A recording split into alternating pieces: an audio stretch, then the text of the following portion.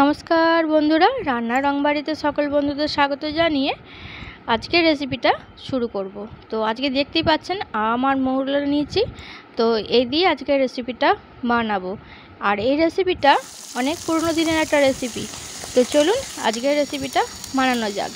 তো প্রথমেই মৌরলা মাছ এখানে নিয়েছি, আর মৌরলার মাছগুলো আমি এখানে বেছে নিচ্ছি। তো এই যে একটা পলিথিন নিয়েছি, এই যে বাজার থেকে যে ক্যারি ব্যাগগুলো দেয় সেই ব্যাগের ওপরে মৌরলা মাছগুলো ঘষে ঘষে আঁশ ছাড়িয়ে নিচ্ছি। আর মাঝের যে পেটের অংশটা থেকে পেটের যে নোংরাগুলো সেগুলো বের করে দিচ্ছি একটু। তো এইভাবে রোগড়ে রোগড়ে আঁশগুলো ধুয়ে মাছগুলো ধুয়ে নেব। তো মাছগুলো ধুয়ে নেওয়ার পর আমি এখানে নিয়ে নিয়েছি। তো নুন হলুদ মাখিয়ে নেব। প্রথমেই নুন দিয়ে দিলাম, তারপরে দিয়ে দিচ্ছি একটু হলুদ। আর এই মাছগুলো কিন্তু খুব বড় নয়, একটু ছোট। তো মোরলা মাছের রেসিপি সবাই আশা করছি যেমন তেমন করে সবাই বানান, মানে সবারই একটা পছন্দের রেসিপি থাকে।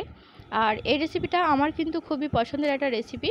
তো বানানো হয়নি, তো দেখছি পুরোনো দিনের রান্না একটু দেওয়া দরকার, তো আজকে এই জন্য নিয়ে এসেছি। তো এখানে দেখতে পাচ্ছেন কাঁচা আম নিয়েছি, ফোড়ন হিসাবে সর্ষে কালো জিরা নিয়েছি, চিনি আর তেঁতুল গোলা জল একটু। তো প্রথমেই কড়াই চাপিয়ে দিয়েছি, কড়াই গরম হয়ে গেলে সর্ষের তেল দিয়ে দিয়েছি। এবার তেলে মোরলা মাছগুলো অল্প অল্প করে ভেজে নেব। আর এই মোরলা মাছ ভাজার সময় আঁচটা একটু বাড়িয়ে দেবেন, তারপরে আবার কমিয়ে দেবেন, নাহলে মাছগুলো ভেঙে গেলে এই মাছের রান্নাটা কিন্তু খুব একটা ভালো লাগবে না। আর মাছগুলো গোটা গোটা রাখতে তেলের পরিমাণটা একটু বেশি দিতে হবে, আর যদি অল্প তেলে হয় তাহলে অল্প অল্প করে মাছগুলো ভেজে নিতে হবে। তো আমি দেখুন অল্প তেলেই মাছ কোটা অল্প অল্প মাছ দিয়ে ভেজে নিয়েছি। এবার ওই তেলেতে কালো জিরে সর্ষে ফোড়ন দিয়েছি, আর একটা শুকনো লঙ্কা ছিঁড়ে দিয়েছি। তো এবার দিয়ে দিলাম কাঁচা আম। তো কাঁচা আম এখানে একটাই দিয়েছি। এবার আমটা একটু তেলের সঙ্গে নাড়িয়ে দিচ্ছি, মানে একটুখানি ভেজে নেব। তারপরে দিয়ে দেব নুন। আর আম কাটার সময় দেখে নেবেন চেক করে যে আমটা কতটা টক, তো সেই পরিমাণ মিষ্টিটা দিতে হবে। তো এবার আমি দিয়ে দিলাম জল, কারণ এবার আমটা সেদ্ধ করতে দিতে হবে। তো আমি একটু বেশি পরিমাণেই জল দিলাম, এখানে 1.5 গ্লাস মতো জল দিয়েছি। এবার দিয়ে দিলাম হাফ চামচ হলুদ গুঁড়ো। এবার আমটা আমি সেদ্ধ করতে দেবো। তো এবার মিনিট 2 পরই আমটা দেখুন সেদ্ধ হয়ে গেছে, আর ঝোলটাও একটু কমে গেছে। তো আম দেখুন চেক করে নিচ্ছি, এর থেকে আর বেশি সেদ্ধ করব না, তাহলে একেবারেই গলে যাবে। এবার আমি দিয়ে দেবো চিনি। আর চিনিটা আমটা আমি আগের টকের পরিমাণটা চেক করি চিনিটা দিচ্ছি। তো এখানে আমার 3 চামচ মতো চিনি আছে।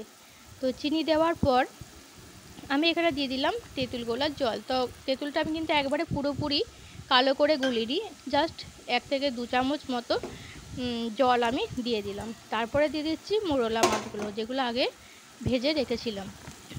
মাছগুলো জলের মধ্যে মানে ঝোলের মধ্যে দিয়ে দিচ্ছি। এবার আমি এখানে 1 থেকে 1.5 মিনিট মতো কম আঁচে ফুটতে দেব। তারপরে দিচ্ছি কাঁচা লঙ্কা চেরা। এটা একেবারেই অপশনাল, আপনারা চাইলে দিতে পারেন, নাও দিতে পারেন। তো কাঁচা লঙ্কা চিরে দিলে এর টেস্টটাও কিন্তু খুব বেড়ে যায়, কারণ একটা কাঁচা লঙ্কার ফ্লেভার থাকে, আর সঙ্গে একটু ঝাল ঝাল লাগে, ভালোও লাগে। তো মাছটা এর সঙ্গে একটু ফুটবে ঝোলের সঙ্গে, আর তার মধ্যে আমি আমগুলো একটু গেলে দিচ্ছি, তাহলে মাখা মাখা হয়ে যাবে। তো আমার রেডি হয়ে গেল আম মৌরলার টক। তো বন্ধুরা, আপনাদের কেমন লাগলো অবশ্যই জানাবেন, সঙ্গে থাকবেন, লাইক করবেন, ভালো